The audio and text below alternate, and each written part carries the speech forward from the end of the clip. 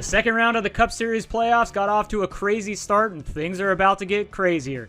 We're headed to Talladega for the YellaWood 500, with the green flag dropping this Sunday, October 2nd at around 2 p.m. Eastern.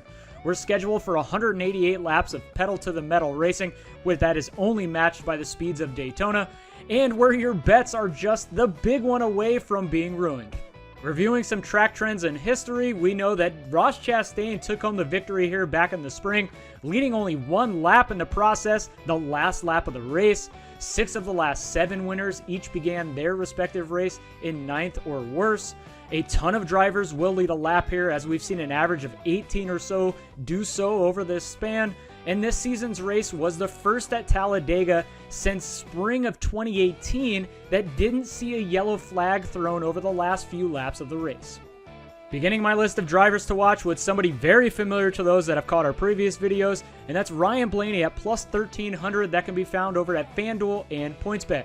Blaney won here 2 races in a row back in fall of 2019 and spring of 2020, and although he only has 1 top 10 finish over the last 4 trips to Talladega, that's not indicative of how well he's driven here.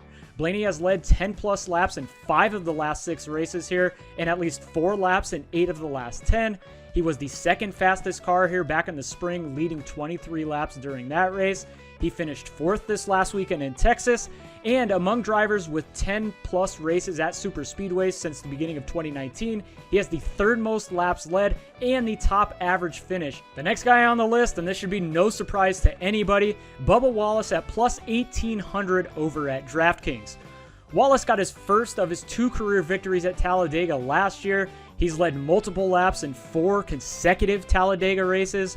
He's led at least 1 lap in 7 of his 9 career Cup Series races at Dega. He's one of only 6 drivers with 4 or more top 5 finishes over the last 15 super speedway races, excluding New Atlanta, and he's priced as low as plus 1200 elsewhere. The last guy on my list is somebody who's very underpriced in my opinion, and that's Erik Jones at plus 3000, found at FanDuel, DraftKings, and Caesars. Jones has finished inside the top 10 in 4 of the last 5 Talladega races. He led 25 laps and actually took the white flag as the leader here back in the spring, ultimately finishing 6th. And he's coming off of a great run at Texas, finishing 6th. If you want to grab any of these pre-practice or qualifying odds, make sure you check the link in the description for all the best sportsbook promos available to you. And I'll catch you at the end of the week with my betting card for the YellaWood 500 from Talladega.